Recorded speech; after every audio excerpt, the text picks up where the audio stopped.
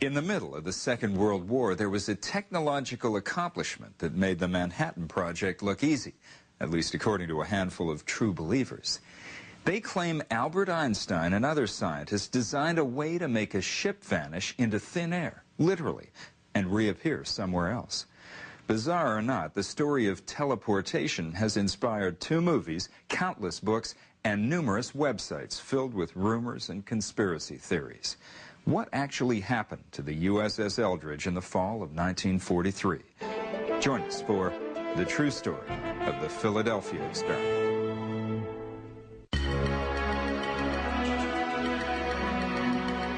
Rusted-out warships don't usually make the pages of Playboy. Yet sandwiched between nude layouts in the October 1996 Greek edition of Playboy, there are pictures of a ship called the Leon. The article is not the usual stuff of Playboy either. It describes how the Leon, originally an American World War II destroyer, is being scrapped after a half-century of service and nearly 4 decades with the Greek Navy.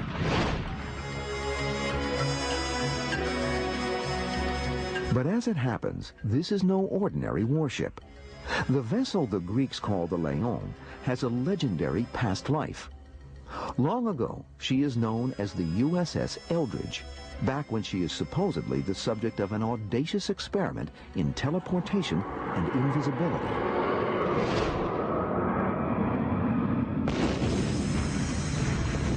As the story goes, the experiment takes place in the early years of World War II as a countermeasure against German U-boats.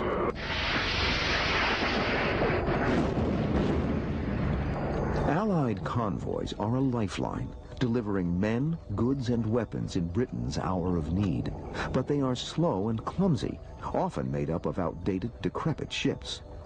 The warships protecting them are a step behind enemy subs, as they have wider turning radiuses.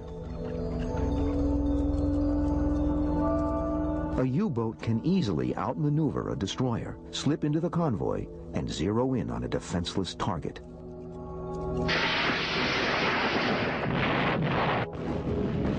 In 1942 alone, more than 1,000 Allied ships are torpedoed and sunk.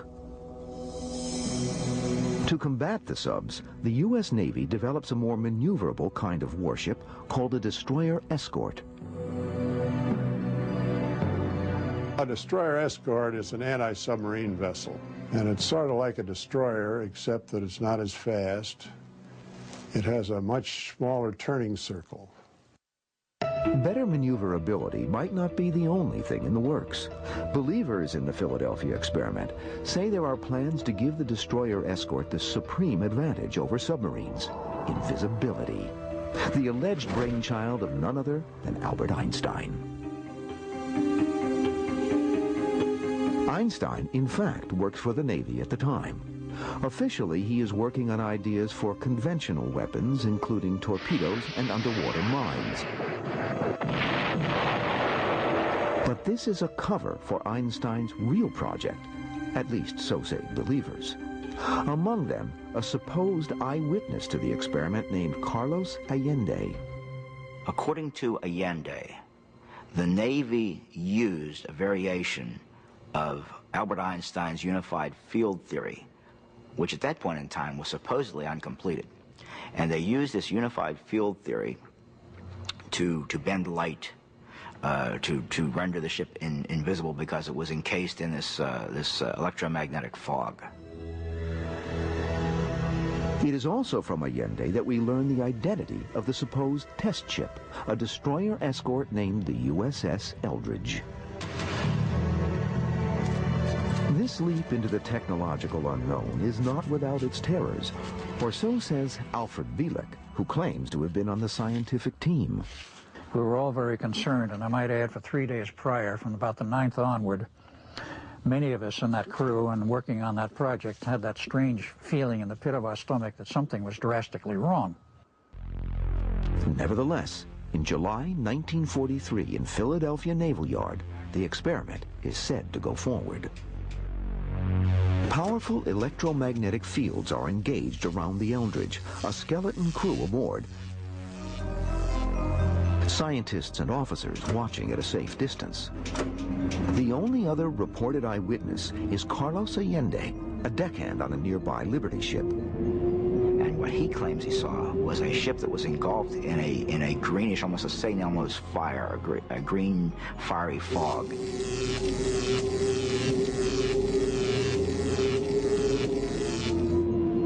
As the electromagnetic fog swallows the Eldridge, strange optical effects manifest themselves. And that as he watched and was able to even insert his arm into what he called the terrific flow of this energy, the ship disappeared.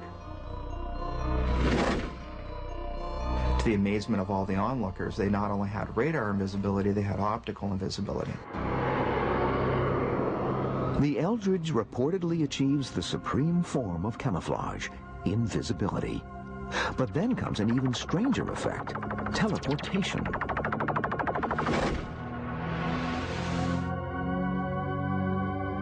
Chroniclers of the Philadelphia experiment are divided on whether this happens that first day or in a follow-up test.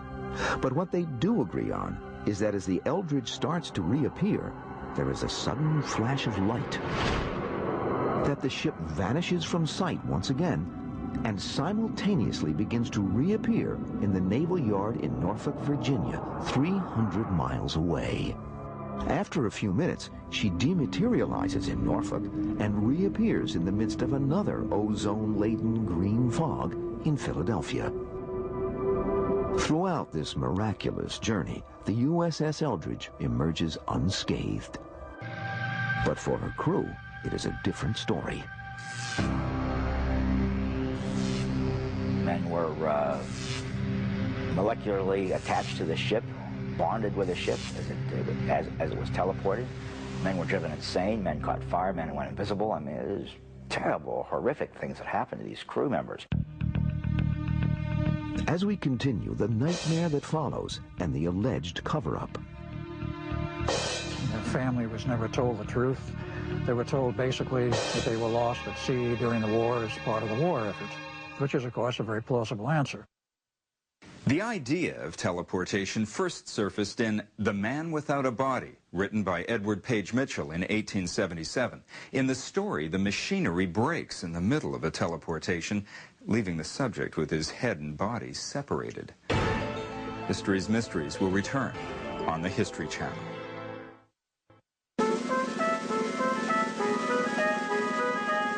Philadelphia Naval Yard, summer 1943. According to legend, the USS Eldridge returns after being teleported hundreds of miles. As she rematerializes out of a thick green fog, observers are electrified by the achievement, but their excitement turns to horror. Molecules have been scrambled, human with metal. Limbs have been fused to bulkheads. A gruesome sight. First thing they found was 2 sailors buried in the steel deck. The bodies were literally buried in the steel, dying or near dead.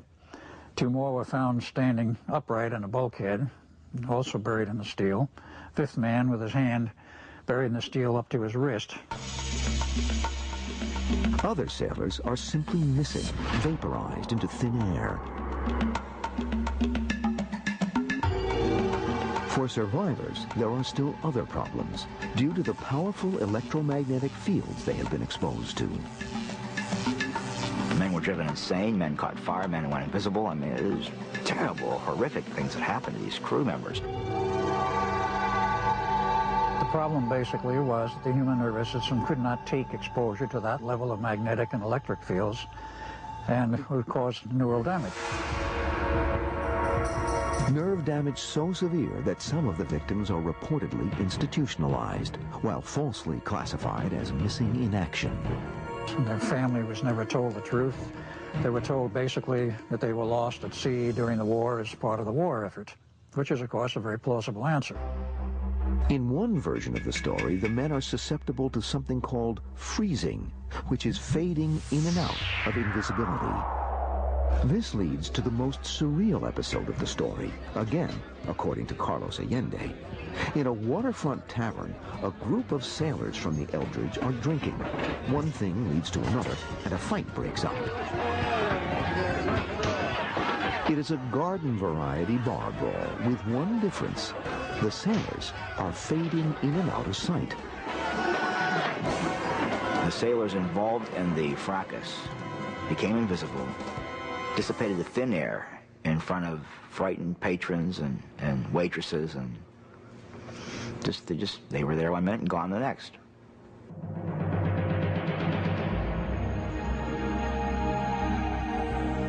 Faced with these bizarre after effects and the carnage aboard the Eldridge, the Navy, it is said, deep sixes the whole operation. The scientific team is dissolved, further experiments canceled. The Eldridge's logs are said to be altered to show that she was never in Philadelphia Naval Yard. Witnesses are forced to sign draconian oaths of secrecy. And so closes the Navy's World War II experiment in invisibility and teleportation. Project Rainbow, as it is called, is canceled. Classified, as some say, beyond top secret. But as legend has it, the Navy hasn't sunk the experiment quite deeply enough. A shadowy figure would slip through all their elaborate security precautions to tell the tale of the Philadelphia experiment.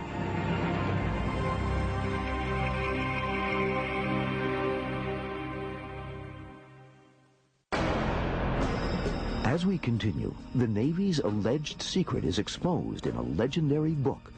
Just one revelation among many. These three writers solved all the mysteries of the universe.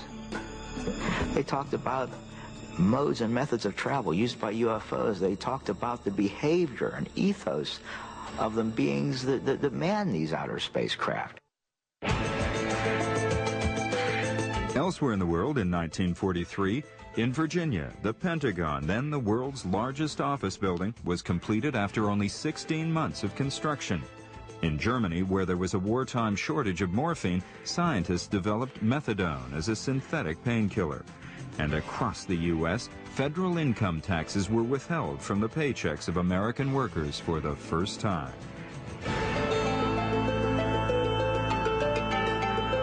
To search any time in history, please visit the World Timeline at historychannel.com.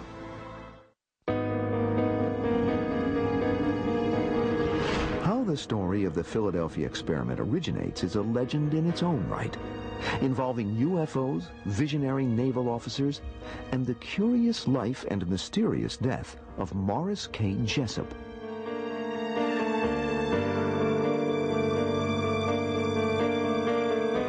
Jessup is a scientist and author, one of the early investigators into the paranormal.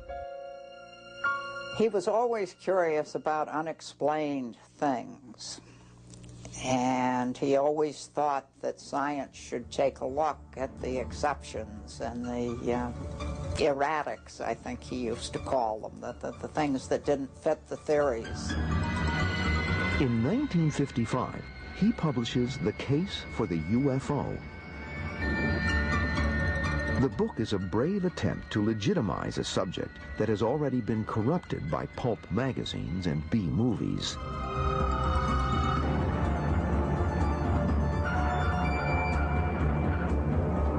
Now you have to understand that the time period Jessup decided to become interested in UFOs was possibly the worst possible time to become involved in UFOs for any reason. The government cracked down tremendously on any, quote, believers. This official scorn disguises a real government interest. Reports are coming in from military pilots of flying objects no one can explain.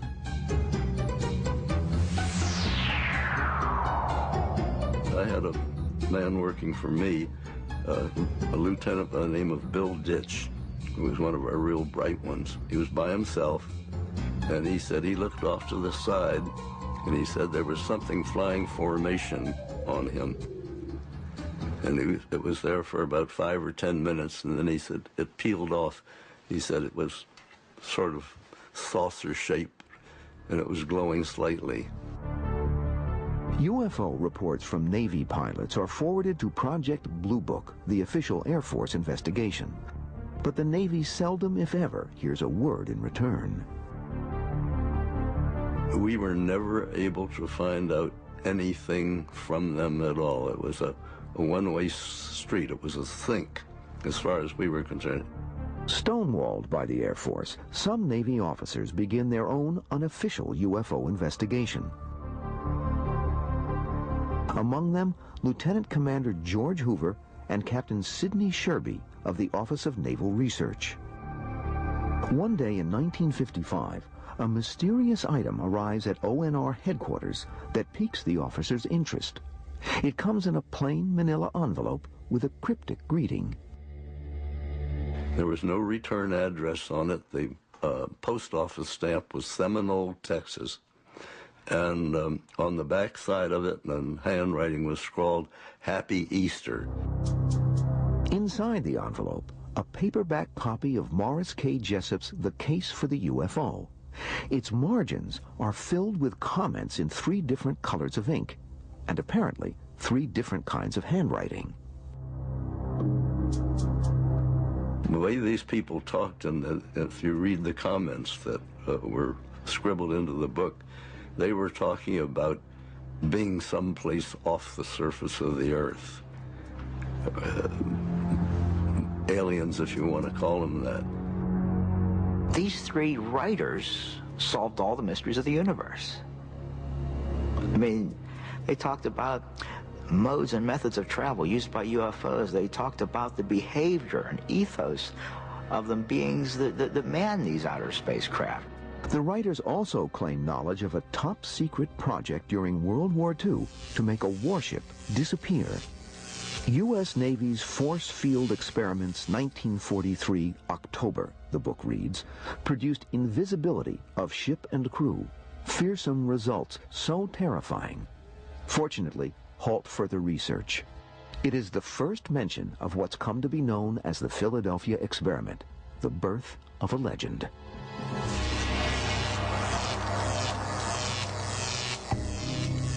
The Navy officers are intrigued by the book. They summon Morris Jessup to ONR headquarters to see if the author can shed any light on its origins. Jessup recognizes some of the handwriting in the book. Strangely, he has also received letters in that same unmistakable hand, signed by a man who identifies himself as a former merchant marine, Carlos Allende. The writing style of Carlos Allende fairly screamed crackpot. And yet, maybe the man was simply exaggerating something he had seen or heard about.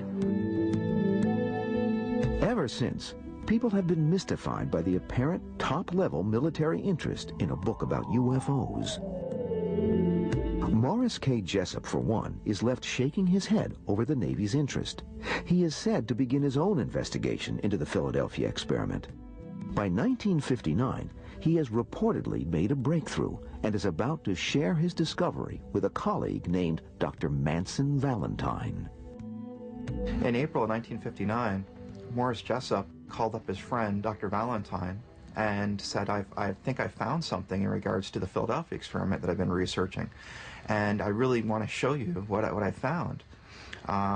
They made an appointment to have dinner and go over his research the following day. On the next day, however, April 20th, 1959, Jessup's car is discovered in a park in Coral Gables, Florida. Its engine is still running. A hose stretches from the exhaust pipe to inside the car.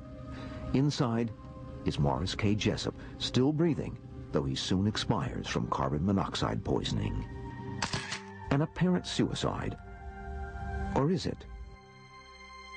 It's absolutely interesting that instead of arriving at Dr. Valentine's house, he instead chose to go to a park and allegedly commit suicide.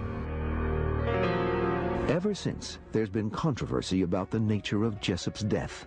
Some believe that he was murdered for what he knew about the Philadelphia experiment.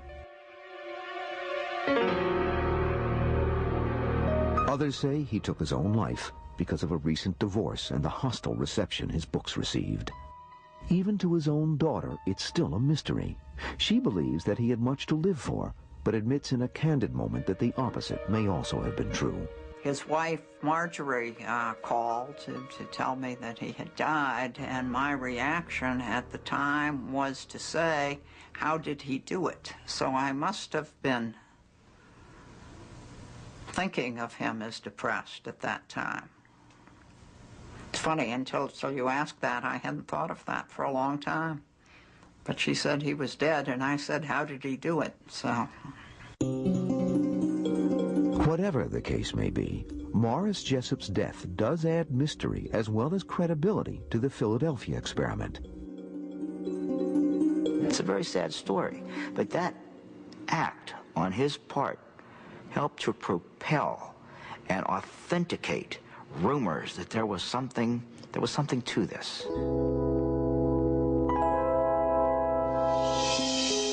After Jessup's death, a reprint of his book with all its strange commentary becomes infamous.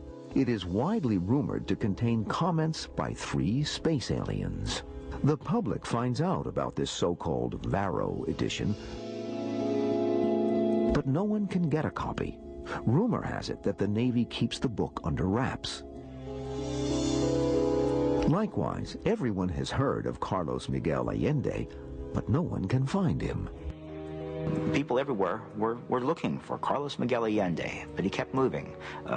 Towns would change, postmarks would change, return addresses would change. He always kept on the move. I thought there was a general consensus that he'd never be found, that he was too much of a mystery man, possibly in fear of his life because of what he had seen.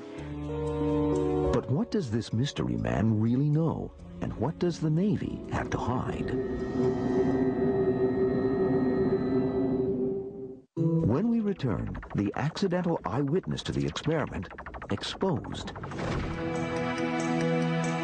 And the crew of the USS Eldridge speaks out on the supposed happenings in Philly. I was on it almost every day and went on every trip that it ever took, and it never went to Philadelphia. The Navy admits that the term rainbow was used during the Second World War, but it was a code name for the 3 Axis powers, Italy, Germany, and Japan. History's Mysteries will continue here on the History Channel. Extraterrestrials have taken up permanent residence in America, in pop culture, if not yet in person.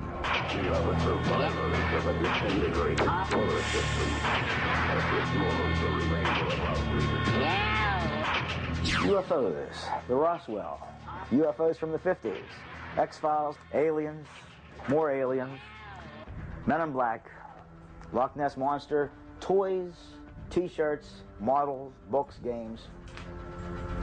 This is all part of the paranormal history of the past 40 years. All in my dungeon. Welcome to my world. Like many other young UFO researchers in the 1960s, Robert Gorman is fascinated by the mystery man of the Philadelphia experiment, Carlos Miguel Allende. But unlike other would-be Allende hunters, Gorman lives in New Kensington, Pennsylvania, the same place from which Allende posts many of his letters. So I says, if anybody should be in a position to find Allende, I live in the same town, I don't have that much to travel, I should be able to give it quite a shot. And in the late 60s, I was giving it quite a shot. Gorman and others have little to go on. The only hard piece of information on Allende is his seaman's ID number, which he diligently includes on early letters. Men come forward who claim to be Carlos Miguel Allende, but they are imposters who cannot produce the seamanship papers. Throughout the 60s, his underground celebrity grows. It was believed that the Navy had top secret interest in a book that was mailed to them anonymously by legendary beings. So in an article for Saga magazine in late 67 and in 2 paperback novels after that in 68, that really became the birth of the Allende Jessup mystery in the minds of the average John Doe on the street. A sizable cottage industry grows up around Carlos Allende. Everyone seems to be cashing in, except Allende himself, who also goes by the name Carl Allen. Carl Allen eventually got pretty upset and pretty bitter about the fact that everybody was making money off the Philadelphia experiment. All these book publishers were publishing and selling books. Everybody was publishing his letters that he had written to Morris Jessup in their books. Everybody seemed to be making money off this story, but the person that so-called invented it, Carl Allen. So it was in 1969, in the summer of '69, that Carl M. Allen, a copy of the Varro edition in his hand, walked into the headquarters of the Aerial Phenomena Research Organization and confessed the entire thing was a hoax. As he said it, the wildest pack of lies I'd ever wrote. His confession is the second major blow to the UFO movement within a year. Earlier in 1969, the Air Force officially closes the books on its investigations into the paranormal. UFOs, they say, do not exist. They close ranks with the Navy, which has abandoned its unofficial quest for strange flying objects. The study of UFOs not only loses its legitimacy with the government, but also its poster child, the alleged space alien, Carlos Allende. But it is by no means the end of the legend of the Philadelphia experiment. In 1975, The Bermuda Triangle by Charles Berlitz becomes a publishing sensation. Among the reports of disappearing ships and planes, there is the story of the invisible ship experiment of World War II.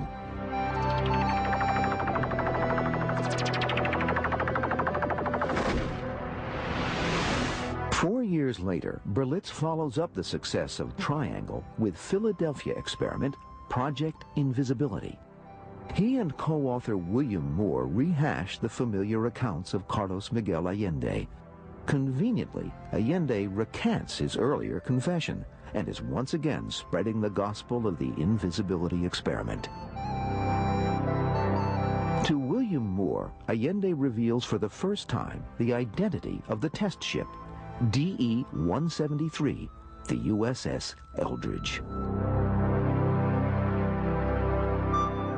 The authors talk to members of the Eldridge's crew, but the interviews do nothing to corroborate the Philadelphia experiment. I was on it almost every day and went on every trip that it ever took, and it never went to Philadelphia.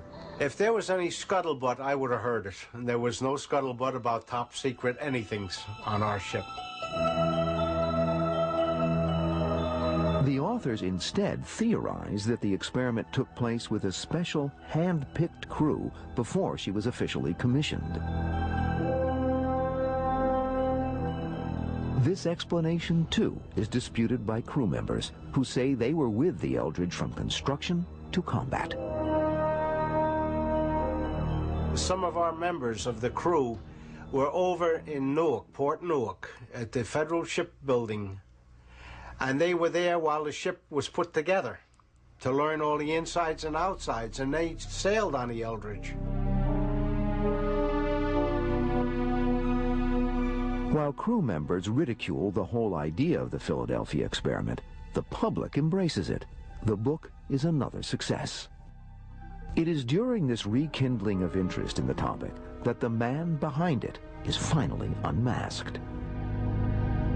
It happens by a remarkable coincidence. Robert Gorman and Carlos Allende share the same hometown, New Kensington, Pennsylvania. In 1979, Gorman is talking to a neighbor, a man named Allen, who suddenly reveals that he's the father of Carl Allen, alias Carlos Miguel Allende, and he has the documents to prove it. He says, Carl sends us stuff all the time. Let me go get you some of his papers. He disappears and comes out in just a few moments with a rather sizable box, heavy box, two-handed box, and says, here, anything at all here you can use, help yourself. I look down. I'm very skeptical. I don't know why, but I'm very skeptical. And I open it up, and there's a batch of seamanship's papers. And I look in the one corner, and I see those beloved numbers, 7416175, the same number that he had given in a postscript to a letter to Jessup. And I know that I've got the real deal, that this is not an imposter. This was an amazing moment. I knew that I had the real deal. Carlos Miguel Allende. The real deal turns out to be quite different from the legendary Senor Allende. His real name is Carl Meredith Allen, born in this house in Springdale, Pennsylvania in 1925. Mostly what comes to mind about Carl Allen, my older brother, was the fact that he was very intelligent but not really smart, if you know what I mean. When they had their IQ tests, that he had the second highest IQ in the county. And that same year, he failed 9th grade. Though a poor student, he is a voracious reader, with a quirky habit of annotating almost everything he reads. He'd scratch out what the person had written in a book, and then he would put his own little anecdote in the margin. And I think it was basically because he didn't learn how to write. So he dealt more with just chopping up what the other person had to say. He'd buy a book, he'd fill it up with comments, and then pop it into the mail to somebody he thought would be interested in what he wrote. That he annotates the case for the UFO and sends it to Navy headquarters is typical of Allen. But this is one shot in the dark that finds a target, setting off a remarkable chain reaction. The Navy just happened to call Jessup. Jessup happened to have the letters. The two men, off duty or not, decided to reproduce the book, which generated rumors that this annotated book was being circulated among the top of the top. And then, of course, Jessup commits suicide. Robert Gorman concludes that the Philadelphia experiment is nothing more than a phantom. In 1980, he publishes an article in Fate magazine called Alias Carlos Allende, in which he reveals the man is an Allen, not an alien. But he finds that legends die hard. I was sending out queries to different prominent UFO personalities, people that ran magazines, and what I was getting back in return was more than just a runaround. What I was getting back in return was almost being blacklisted. That it was fine when I was writing pro-UFO articles and articles about the men in black and the mysteries of the universe, but they did not want to hear about Carlos Allende. Allende himself responds with death threats. And he even, on the back of an envelope that he sent to his father, mentioned the only reason he hasn't shot Gorman is he hasn't gotten to him yet. In fact, the two do finally come face to face. But Allen in person is anything but intimidating. It was probably the most anticlimactic moment of my life was meeting Carlos Allende in the flesh. Because he couldn't work any magic on me. I wasn't involved and wasn't intrigued about the disappearing destroyer. Wasn't intrigued that he might be an alien, because I knew the truth. Is the debunking of Allen as an eyewitness the end of the Philadelphia experiment? Or did something really happen back in 1943?